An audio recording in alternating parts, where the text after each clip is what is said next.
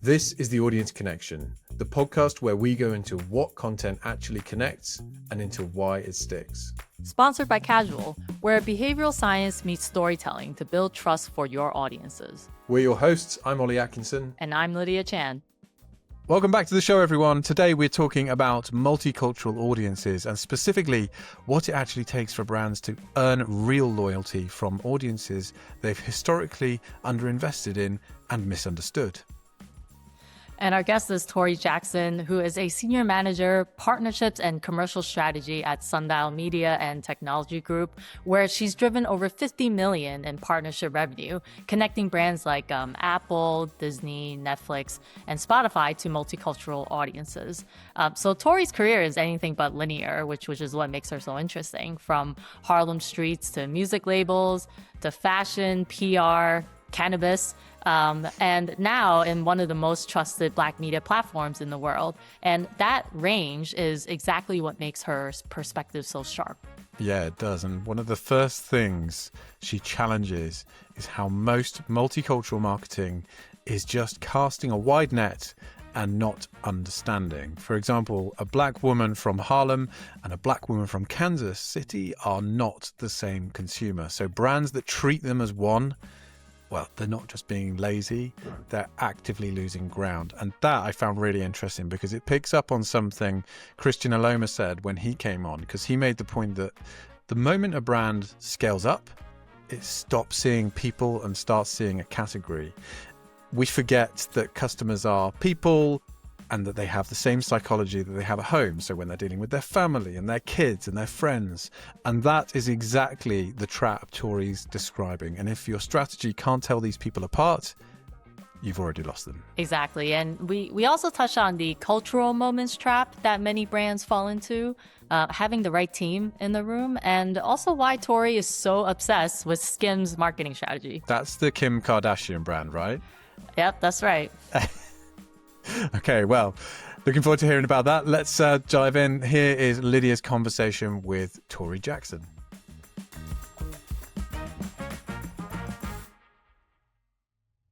Welcome back to the show, everyone.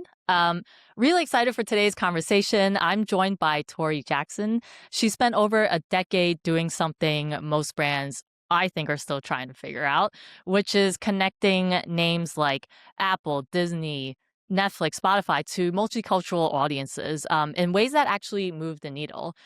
She's currently senior manager of partner marketing and sales strategy at Sundial Media Group and Essence Ventures, where she's driven over $50 million in partnership revenue. Welcome to the show, Tori. Hi, Lydia. Thank you so much for having me. So, Tori, you and I shared a panel together a few months ago on digital marketing trends, and I thought it'd be really valuable for our listeners to have you on the show specifically because you help companies really understand cultural insights and translate them to application, right? Resulting in what every organization, every brand wants, which is, authentic connection with their audiences and also driving business results. So we'll dive into that today. But first, tell us about how you got to where you are today. I am originally from Harlem, New York, and I'm very proud of that. That is like my number one fact. But knowing people from Harlem, New York, right? You grew up around culture. You grew up just being in the city and wanting to be a part of everything, right? I always say like I was in the streets very early, very young. And my journey was not linear. I graduated from City College. Again, in Harlem, in the city. I thought I was going to be a music publicist. I've interned in music record labels. I did all of that underground music stuff, hated it, right? And I'm like, okay, fashion, right? I wanted to explore everything. I did fashion PR. I worked with Telfar before he was Telfar, when he was still bootstrapping his brand. And then from there, I kind of tried every industry I was interested in. After fashion, I worked at cannabis. In between, I waited tables, so not linear at all, right? Like had to make money. I moved to LA about 10 years ago. I got into the cannabis industry, got into the content creation industry. And through that, I really feel like I got an understanding of how different groups are exploring, the world, right? Exploring brands. Working in cannabis, I think, was the most eye-opening in terms of marketing, and it really piqued my interest in how brands connect with communities. Because back in the day, before it was legal and right after legalization, you have to really be careful with how you marketed, how you branded. And I've since left cannabis and got the opportunity to kind of work within multicultural media, specifically Black media. And I previously worked before this at another Black media company, and now I'm at Sundial Media Group, which primarily focuses on a multicultural audience. I started working at Essence, but now we have Refinery29, we have Beauty Con. And so I feel like my experience since probably I was like 17 in New York streets to like now being a fully grown professional in LA is super varied. And I try and, make sure I'm clear that like you don't have to have the you don't have to do each step correctly to get to a great place, right? And there's so much value to me in the fact that I've worked in every industry I've held. Like I did the math a few weeks ago with my family, but I had like 25 jobs. And that's insane. But, I've learned something from every job. I've learned how to sell things to people. I've learned how to, know when someone's wine glass needs to be filled, right? And I think that helps me as a marketer, because you'll see, like, I am really about the human experience, touching people, connecting emotionally. And when you're working with multicultural and specifically like Black and Latino audiences and women, you have to have those, shrinks, which is connecting with people and really just being able to kind of speak to them in a way that they understand.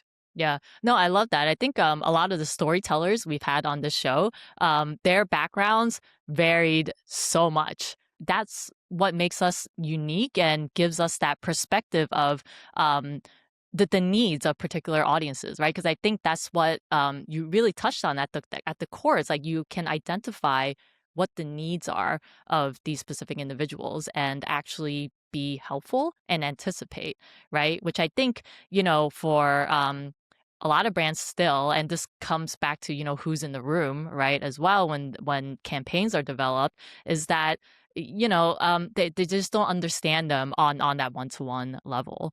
And just diving deeper into the specific audience, right? I think the numbers make this conversation so important. You talk about Black and Latino audiences, and as consumers, they make up a majority, right, of the U.S. population. Yet, it was a report I saw in 2023, only about 5% of marketing spend was actually devoted to Black, Latino, and Asian audiences. So, what are your thoughts on that? Right? Do a lot of brands still underinvest in multicultural audiences? 100%. I think you think about, I'm a history person, right? So you think about America's history. Black audiences made the most sense to market to after white audiences, right? The 60s, 70s, 80s, Black audiences became, I guess people remember they existed. Like, I don't know what happened. And I think that it made sense with Black audiences, right? And then we have higher populations of Latino audiences coming in and now AAPI, right? And I think that brands that don't market, which obviously 5%, it could be less now, who knows, right? They're really missing out. I think when you think about multicultural audiences, too often they are the audience after general market, right? But the face of this country is changing, and I think brands and corporations really have to change with it if you want your business to last. Do you want to remain a household name in 100 years when this country is going to be brown? This country is going to be multicultural. We're going to have probably new ethnic groups to market to. And I think brands are still kind of putting multicultural marketing to the back burner, but also relying on them to purchase the most products, right? To keep them afloat because you have to, right? I think the Black spending power is $1.6 trillion. I don't know what that looks like physically, but it sounds crazy. And just again, as someone who markets to primarily Black audiences, we do spend, we do invest in our beauty, we invest in our clothing, we invest in household items, right? There are certain verticals where we over index. And I think for certain brands, they just haven't made that switch. And to your point, it's about who's in the room, and who you're looking to kind of let you know what the trends are within culture. It cannot just be social media. You can't wait for the trend to pop up on social media for you to say, okay, maybe we should look at this now. Like there has to be people in the room from every culture, in my opinion, to really help create campaigns and even products that generate revenue, which is every company's goal. Yeah, I think from CPG brands, the strongest growth across many categories is the BIPOC consumer. So this is something that I think is still slept on in a way, right? And that brands really need to kind of really invest in the people in the room as well as the sort of partners and the insights from everywhere essentially.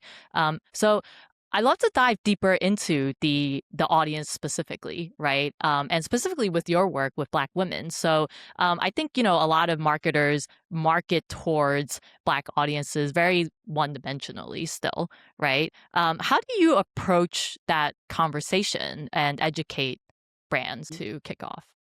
Yeah, I really look at what their goal is because I think Black audiences are not a monolith. Again, I'm from Harlem, New York, and my experience and how I view the world and the culture that I was exposed to is not the same as someone Black from Kansas City, right? And I don't think that brands or even agencies, because agencies, I work a lot with agencies, I don't think they know the difference all the time. And I think that one of the best things is to really look at their brief, to have a conversation with them, to ask these questions and ask them like, what is your goal? And who ideally who would this consumer be that you want to market to? Because if it is a luxury item, right, you aren't going to, and I hate to sound like a white guy in the office, but you're not going to do yo, yo, yo, right? Like, this is fresh and cool. You're going to have an elevated campaign messaging. You're going to tap the HBCU alum, right? You're going to go to the DMV where you have a high population of Black wealth, and that's where you're going to market. It's also being clear, if you have a product that's for Black women and the goal is to like resist humidity. It's like, well, then we're going for Black women who straighten their hair, which they have totally different viewpoints, interests sometimes, and goals versus women who have, locks or wear their hair naturally curly. And I think it's about really understanding who they want to reach and then knowing that I may not even know who that Black woman is. So I love working in a company where you can ask someone, right? Black motherhood, I don't know about that yet. So when we have clients who are looking to speak to Black moms, I am aware that I need the people in the room or on the Zoom line who are Black mothers. And who can speak to that. And that has been extremely helpful as a marketer, is knowing that like the brand doesn't know everything and neither do I. And so how do we bring together as many of the minds and as much of the audience as possible to craft something that makes sense for the brand, which, I think it's a luxury to be in this position where you can, you have the HBCU grad in the office, you have the Black mom, you have the, Trini born Black woman who moved to New York at age 7, right? So that's a luxury. But, knowing that I have that at my disposal, I really like to ensure that the client is educated from the work I've done because I also have to remain educated. Yeah. And I guess like bridging, the work you do at Essence, right? And what you just touched on, which there's a difference between, an audience that consumes and an audience that advocates as well, right? So it's like, what does a brand have to do to really, I guess, earn the attention and earn that authenticity from this audience? I think they have to like pick a lane and stay in it. I think sometimes when brands are trying to reach multicultural audiences, they want to reach them at every touch point. They want to try and be everything to that group, and you just can't be, I think that some brands want to do too much. And I personally think that Black women are the most cynical which isn't a bad thing, right? But they are. They're cynical. They don't trust anyone. And even if you are a trusted brand, if you get out of your lane, they won't trust you. Like, stay in your lane is actually a Black phrase, Like, we're taught stay in your lane, and I don't think it's a negative. I think it's like, show us who you are, be consistent with that messaging. Don't try and switch up because now you think you have us, because you thought you had us and now you're switching up, and we don't want to we don't want you anymore. And when brands come to, especially new brands who are like looking to break into the market and really, they've had some success, but they really want to reach Black women. A lot of it is kind of, you have to, I hope this doesn't sound bad, but like, a lot of them have to give money or give something, right? Like, so we do a lot of, fun, like grants, right? Scholarships, accelerator programs. I think those are great ways to reach new communities, because it's like, we're investing in you, we're investing in the people you support, we're investing in your communities. The products that we're investing into actually do serve you. And to me, I think that's one way that brands can really like get into the multicultural market. But overall, it's like, really just pick your lane, pick the campaign messaging, and be consistent with that, because any kind of varying from who you told us you were and who you shown us you were is going to feel like a betrayal to the audience, in my opinion, especially Black women. I think, again, cynical, but also we've had to deal with the most betrayal in America, and even outside of America, but in America, from companies, from people, from the life we live, that we are loyal when we're loyal, but when we're not loyal, you're going to feel the wrath. And no company wants that, because again, like, head of household Black women, spending power Black women, invest the most in beauty Black women. And so losing them is a huge mistake. And we've seen it happen.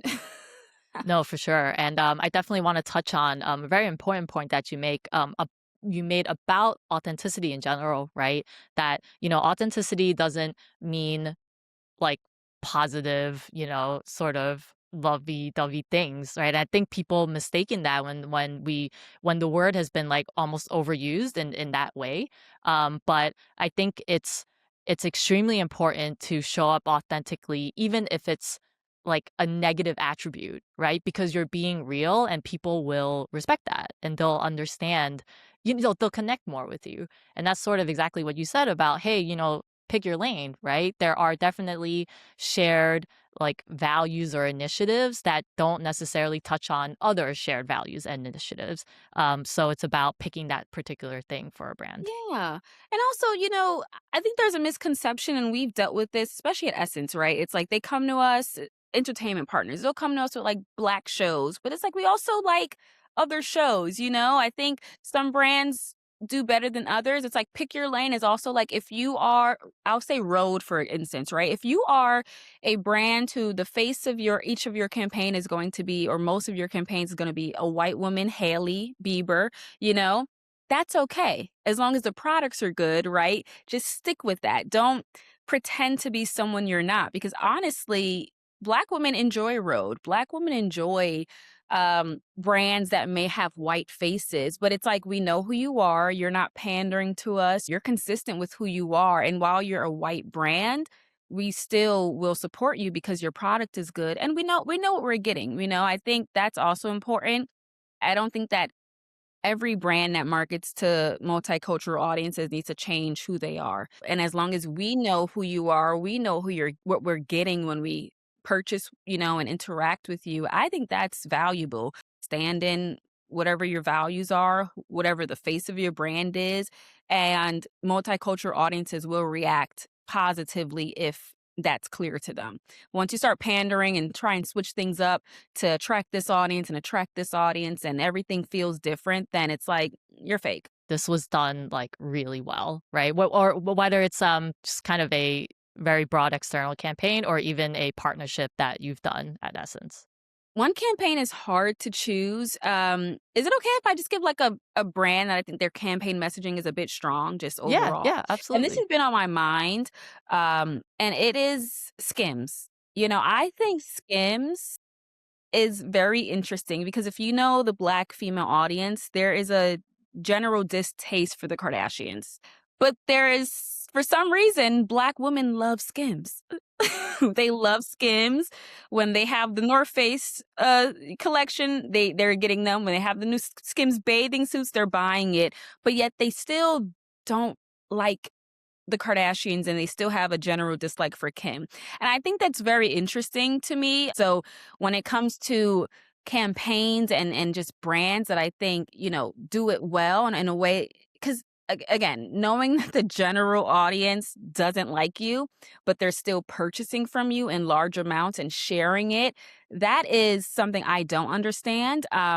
But I look to Skims as like again, their campaign messaging is strong. They are diverse. You know what you're getting with them. They haven't tried to cater to Black women at all. It's kind of like, this is who we are. We are actually diverse. I believe that they have diversity in the room. I believe that when they're making these campaigns, they are thinking about all women, and it shows in the campaign messaging. It shows in the assets that they create.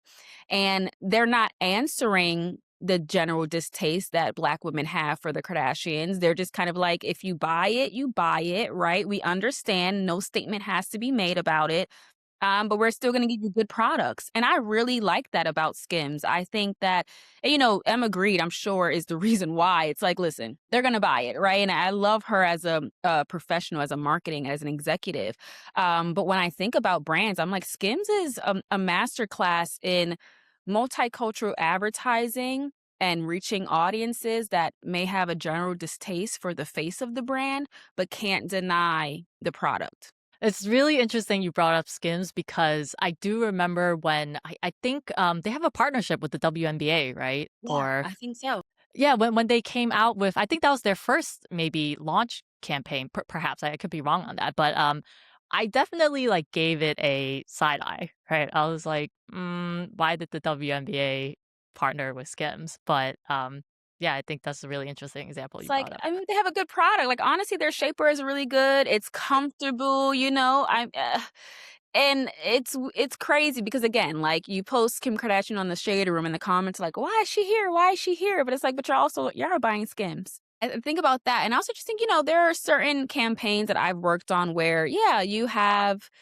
Again, I work on a big account, right? And you might get into that, but I work on a big account that is a bit touchy. And as marketers, you have to find a way to still do your job in the face of knowing that your audience may not react the best or the most positively. But it's up to us to really find that place where it's like, you can't be too mad though. Like you can't get too mad because we're serving you and serving what your needs are. But it's just, I know you don't like the brand, right? Like, so it can be tough, but I don't know. I like Skims a lot. I am a big Skims fan. I'm excited to see what they're going to do with their beauty, because they tapped a woman who's also from Harlem who had like one of my favorite beauty brands as their EVP. So I'm interested to Hmm. see. I think that, again, it goes to show diversity, in the room. And to me, diversity is not just having Black women, right? It's having women of all ethnicities in the room, people of all ethnicities. And, however people identify, I think that is what brands have to really move toward. And I know people are mad in this country about that. It's probably why it is how it is. But like, that's just the truth of it. Like this country, the face is changing. Even as a Black woman, you look at looking at the Latino population, right? And it's like, wow, I actually need to understand them as well, because in 10 years, that they may be the group that needs to be marketed to, right? I may need to switch over and market to them because that's where the money is. I don't know. But like it's just it's good, I think, to really look at other groups, especially working in multicultural marketing and seeing how those other groups are moving, what their pain points are, and not just being so focused on Black women all the time. Yeah, and I also think, the point you bring up really is looking at really not just ethnicity, race, right? Even like income level, what have you, right? So there's like all this um more maybe just like psychographic, like cognitive like stuff that we should be looking at, right? Like if you're whether an introvert or an extrovert within this sub audience group, right? Or whether, like you said, like you're a mom or you're a single person who likes to hang out at home by yourself and watch TV. Like these individuals should be should be marketed to very differently. for sure. 100%. Yeah. Yeah. Culture is not race, right? I think that's what we're saying. Like culture is there's so many cultures if you want to get to the nitty-gritty, especially in America, right? Because of social media, thankfully, and the internet, like I've been able to really get an understanding of what people all across America are dealing with and what different cultures are dealing with. Especially I think growing up in New York City, like it is a bubble and you think everyone is as cultural as you are, as mixed as you are. All you think all ethnicities are just together in a melting pot, and you get out of New York and you're like, oh wait, people are really segregated. People aren't taking the train and able to leave their community. People do need cars to go everywhere, which keeps them in their own little tiny bubble. And I'm like, oh, this is interesting. And I think, as a marketer, staying curious is really important. I don't know everything, even about Black women. I'm learning things every day. And I think, brands they don't really have the luxury of always being curious, right? So they come to us for our knowledge and what we know, and it's my job, especially working at like a publication, a place of authority, and we've been in business 55 plus years. It's up to me to really guide them and help them, and not be so cynical and say like, well, these brands are not doing it right. It's like, well, that's because they just don't know. So it's up to people like me to, and people like you, right, to share, to be fight to be in the rooms, and then when they do come to us, to really hold their hand through it so that we get to the promised land of great marketing campaigns. I think this is a great segue to talk about, Essence as this powerful editorial platform, right? I think, major brands that perhaps once overlooked this audience now is probably competing for space, right? In Essence, as well as at Essence Fest, et cetera, right? Just really eager to um, create this brand partnership, right? So I guess, talk about the importance of that, right? Importance of brands really leveraging these kind of editorial platforms as part of their strategy. I think when the internet and social media came of age, I wasn't working at Essence, but I can imagine that the transition from like a magazine to a digital publication was a bit tough for a while. I think, a lot of brands were focusing on growing their own social media platforms. They were growing it, but they weren't really creating community. People didn't care after a while. I think around 2016, 2017, after those first few years of like social media brands trying to be their own social media platform died out, I think, brands started realizing that, oh, instead of us trying to create our own communities online, let's go to the platforms where there are already communities built, where there's trusted voices, because it just makes sense, and I think that having worked at another media company and then going to Essence, I see that a lot of brands do they know the value of Black audiences, and I think Essence is lucky, right? Essence has the privilege of being the top for the most part, and being that publication that people still trust, people still go to. But I think for other Black media publications, brands aren't investing enough, in my opinion. But I think now what Essence is, and other media publications are competing with are creators themselves, right? Brands are like, oh, creators have built their own audiences, we can use them. But the creators are also looking to a platform like Essence for their authenticity and credibility. So what I like to do is I'm like, we'll take your favorite creator and we'll just put them in an Essence campaign. And those campaigns do so well because the same audience or similar audiences follow both. So they love seeing their top creator in a campaign on Essence, right? We're lucky and blessed in that way because they still want to come to us. But I think overall, to be honest, I feel like Black media and Black publications have seen a downturn in brand dollars. But if they lose sight of, in my opinion, the long-standing brands that have loyalty within the Black community and they don't invest in them, they're going to do themselves a disservice. Because no offense to creators, but no creator is lasting 55 plus years, you know? So, yes, invest in creators, but you're going to always have to keep investing in new creators. You're going to always have to keep changing the person, the narrative, the platform that you're on. Whereas Essence, any platform we go to, our audience will follow because they are loyal to Essence. As a marketer, it's my goal to make sure that all my campaigns serve this audience. Like, we want to serve you all. We want it to make feel like, we thought about you with this campaign. And so while yes, we do get a lot of brands and I think it could be more. I think they should spend more, not just with Essence though. I think they should spend more with Black media as a whole. We have like, there's Ebony, right? There's Black Enterprise, there's Blavity, there's Madame Noir, there's The Root. There's so many media publications, and I think that overall brands should invest more into them. But everyone's investing into creators right now, so it's kind of like Essence has to become a creator. Essence has to like be an influencer now. Everything is changing so much that I do think I feel like media is changing a lot. It's changing a lot, and I feel like Essence is really trying to keep the integrity of who this brand has been alive, and still create really good, written work. So we still have a magazine. Like, who still has a magazine, and then we still do create really great articles for our partners. Everyone wants social video, but it's like, well, we need to have an article too, and combine the two so that what we're known for and what we're moving into feel connected. You bring up a great point of like, there's a lot of short-sightedness happening, right? Like, even with the type of content being created, right? It's like, what's trending today?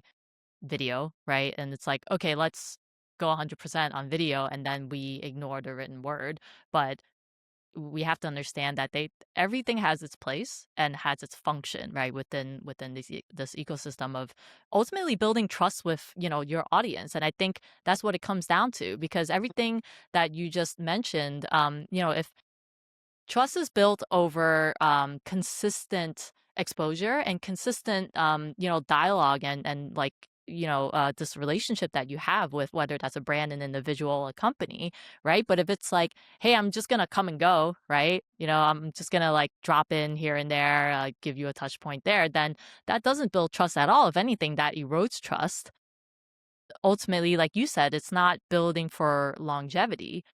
It's like Essence, as like there's a lot of legacy there, and a lot of just like, um, yeah, just that brand building that has occurred for decades, and that's like not for nothing, right? Like, but when you have these like, people over indexing on creators and influencers, like you said, it's quick hits, right? But you have to almost continuing. You need to continue to chase those hits.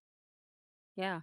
Yeah, it's like, you see brands pop up for like Hispanic Heritage Month and then you don't hear from them again, or AAPI month and you don't hear from them again, or when Juneteenth became a holiday, it's like everyone's doing something for Juneteenth, but it's like you don't do anything anywhere any other time, It's like, just be consistent. You don't have to put all of your marketing dollars into Black History Month. Yeah, Actually, you might do better if you put a little bit if you there spread it out. and spread it out. If you maybe you launch in Black History Month and you have touch points throughout the year, maybe around cultural moments, or maybe just because everyone's online throughout the year, like I find it interesting where like when I get briefs and they're like, we want to focus on Pride and Juneteenth and Hispanic heritage and it's just like the cultural moments are great, but people don't need that in order to connect with your brand. I think brands do a disservice when they focus on cultural moments and not understanding like culture is like all the time. People are always online, especially people are always looking for what's new. Like, yeah, there is a time and a place, or of course you want to hit those cultural moments. But I think for most brands, the first thing you need to do is figure out how to have longevity. Quick hits, to your point, they're quick and the moment is going to pass just as soon as it came. Yeah. I think that's something that we've been talking a lot about here a lot at Casual is, how does whether that's like a brand itself or a department within the brand, what have you, but what is that like the story that you want to tell, that every single piece of content ladders back to this story, right? And how, your audience then sees themselves in that story.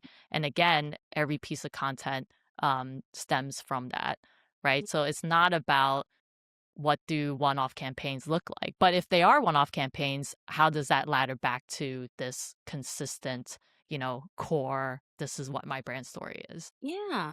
And I think that's, and to our earlier point, our earlier conversation, that's why it's like even within multicultural marketing and the audience is segmenting them. Because if your story may only be for a certain segment of that audience, which I think it's better to market to the audience who would actually buy than to try to market to the entire audience. So like, if you for instance, like if your whole product is about like, sci-fi and mysticism and all of that, right? Like focus on nerds, and nerds are everywhere. I love the word nerd. I'm sorry.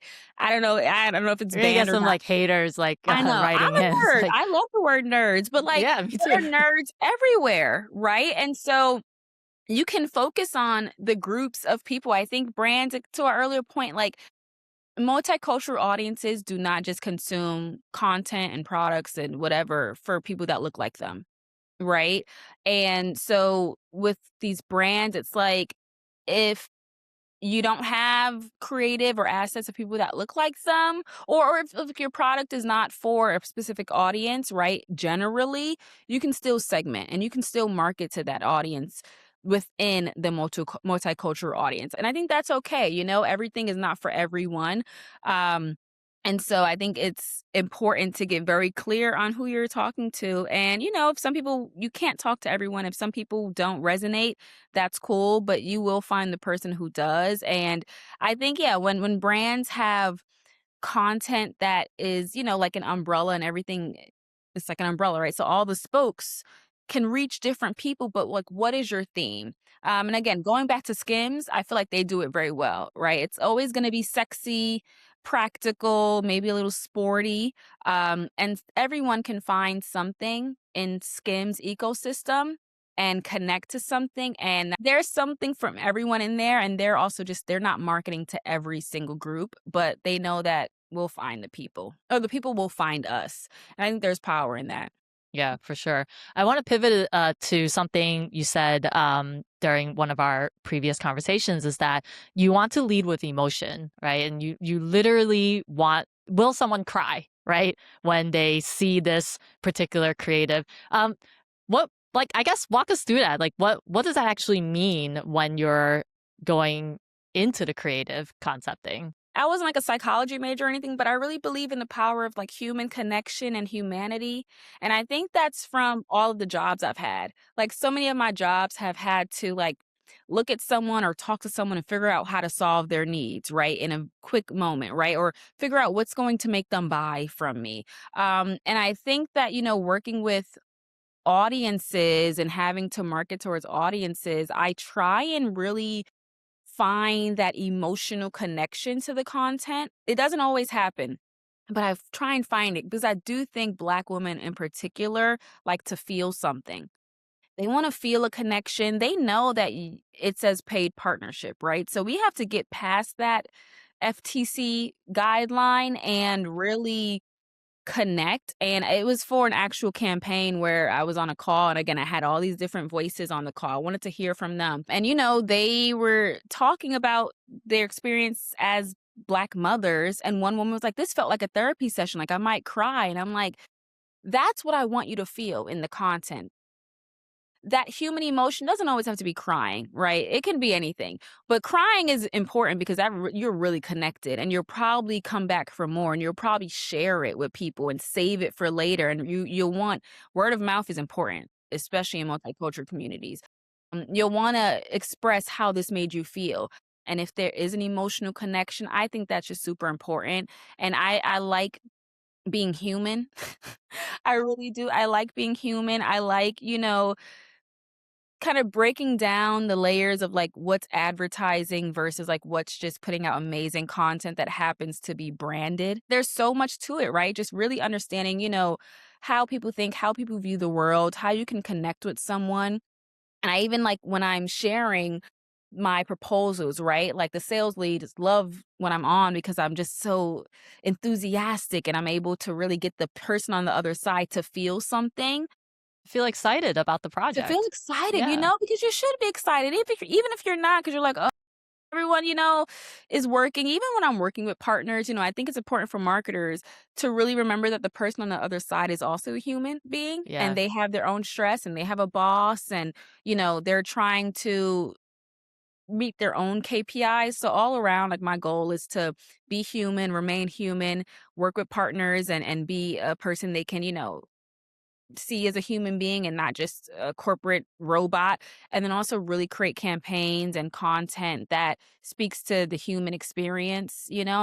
I love that. I think you know, one thing that stuck with me from what you just said is when we're looking at approaching a creative, it's really those genuine kind of conversations you have with the targeted audience, right? Yeah. And that could be with one individual, it could be with a group, right? But I think it's so important to just have that real life kind of conversation, because then what you're creating is rooted in one of those insights, right? That you can draw back on a feeling that created that insight. It's like it's so different when that where that insight came from a place where you, even as the creator, felt something. And I think that, like, I don't know, it creates something special in the output that, you can't necessarily pinpoint an actual ROI to. Yeah, you can't, but they feel it. I just want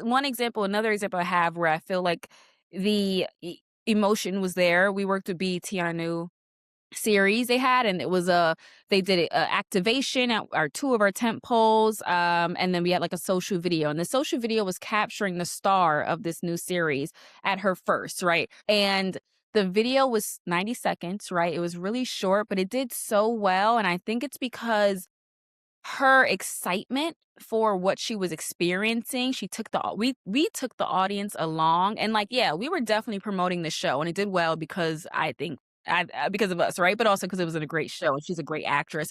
But the audience really connected with, they didn't know who she was, and they connected with her first, with experiencing this with her, and the comments were full of women, celebrity and non-celebrity women, saying, "I love this. I can't wait to watch. I wanna support her." And it's all because we showed her experience something that most people won't, but, like, that journey and her excitement and her, enthusiasm for where she was in life really resonated, and it's still one of my favorite campaigns because the comments and the engagement, like, the community surrounded her and supported her, and had, Essence not had BET not partnered with us, who knows if that would have happened, right? Like, it could have just been another show.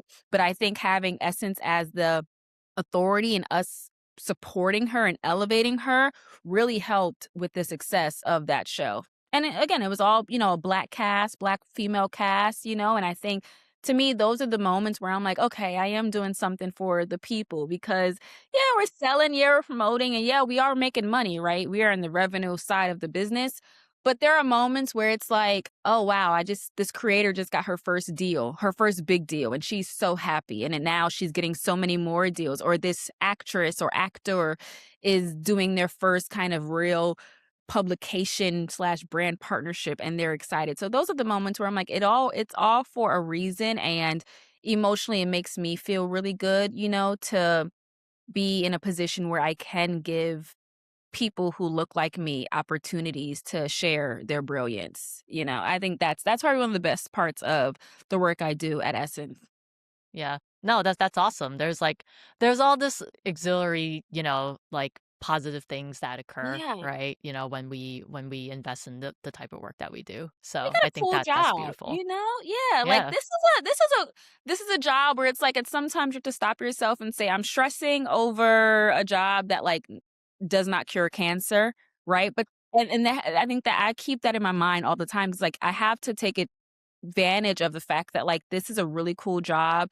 I get to do great things. So the moments of stress, I just got to dial it back down, remind myself, like, you're still in a very privileged position. And then I get to speak, create for Black audiences. And then I get to talk to these huge brands and, tell them what to do, which I love. I'm a Taurus, I'm bossy. So, but I think it's a privilege. And I think it's cool. And I feel like marketers, please remain cool.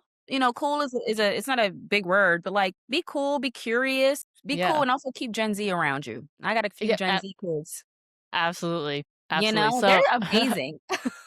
so Tori, to wrap things up, Tori, Miss Taurus, so tell the audience, well, basically, be cool, stay cool. That's No, one seriously. takeaway. Where should brands kind of continue, right? Because, like we talk about, it's not about starting and stopping. It's about laying down foundations. Yeah, start with diversity in how you hire. Be diverse and not just, don't just hire Black people who are from Ivy Leagues, right? Look for people who maybe have unconventional careers, who maybe didn't go to the best college, but they're really curious. Like diversity is key, in my opinion. But also, really focus on building a strong brand and as for who you are and staying in that lane. Be consistency is the word of the moment of our lifetime.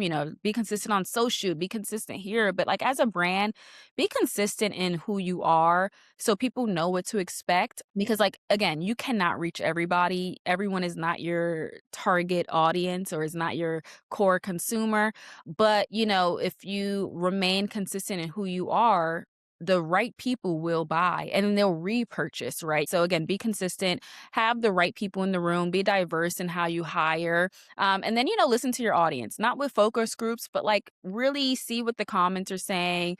Google yourself.